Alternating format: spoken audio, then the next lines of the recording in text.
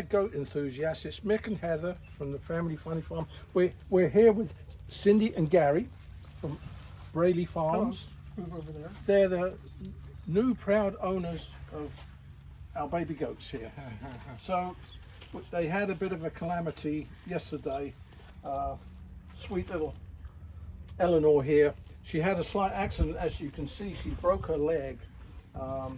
She jumped up on one of the wooden spools that we had brought over, and we had neglected to fix the little hole in the spool. And she got up there and she jumped up, and apparently she's got a broken leg. So their new mum and dad took her to the vets. They were at the vets all day yesterday with her, and as you can see, she has her leg in a cast. But it should be a good prognosis. Yeah. So The break is just above the knee, about 1 to 2 inches, and it was a very good break. I mean, it was very Both completely. Both bones. Yeah. It just And, wasn't compound. did they give you the X-rays? Did you? Yeah. I don't have them, Well, we but don't yeah, have they them. should. We Okay. saw them. You're going to need to step in. Levi wants to be in the video. We got to give him a little heads up. He's the baby. He is babysitting because Levi really likes Eleanor, Yeah. and so they bonded. They're buddies. He protects them. And so Levi is a little upset because Eleanor is not around. So Cindy, can you talk to us what you learned in that calamity that Mick said about splinting? Okay, this is about the goats, but Levi's part of it because Levi's watching Eleanor. So can you talk to our friends what they can learn? So anyway, any of you goat enthusiasts out there, I'm sure there's a few of them that watch our channel. Just be aware that if you give your goats the wooden spools, just be proactive and cover those little holes up, because it's so easy apparently for their goats to get their legs stuck in there, and then this is what happens. So just a good point. Cover those holes in the spools. They do love them to climb on, but you got to make them safe as can be. Yeah. So that's our advice of the day. That's all we can say about it. So And he has a PVC pipe, and Yep. you guys are experienced, so I would have freaked out. So Well, we measured the length of what we needed. We knew where the break was because you could see the break.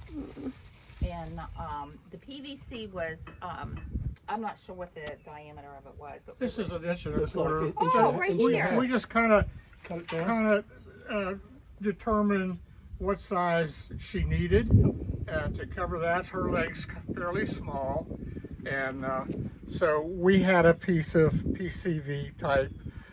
I would have normally used probably a paint stirs or something like that to make the slit. And Cindy got online and she says they use PVC pipe. And I thought that's a very good idea. So I estimated wow, that actually mimics the a cast. length of her leg because I wanted this pipe to go all the way down as far as it could to the bottom of the hoof. And the estimate was about 9 inches. So I cut the pipe 9 inches. We curved it where there was no rough edges, okay, so it wouldn't gouge her. And then when we started to put it on, we decided that it was really a little bit too long, so I had to take just a little bit off, but then it worked. We put it on the outside of the legs at the joint, and we had actually taped it before we put the splints on. with athletic tape, yeah. Right, and then we put this over that, took a couple pieces of black tape and taped it top and bottom just enough to hold it, and then we rewrapped all this around until we got a good, and we put it up high enough where the tape would hold this so it wouldn't slide down. Okay, very important that you don't let them slide down. And so the veterinarian was very Complimentary, right? impressed. Right.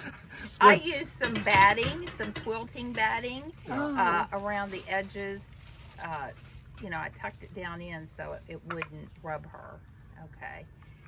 We tried to gauze it first, but this wasn't big enough for gauze to be under it. So what did the vet use for the splint Wood. now? Wood. Wood. Wood, Okay. yeah. Okay. Yeah. They probably like that idea better. I wouldn't be surprised.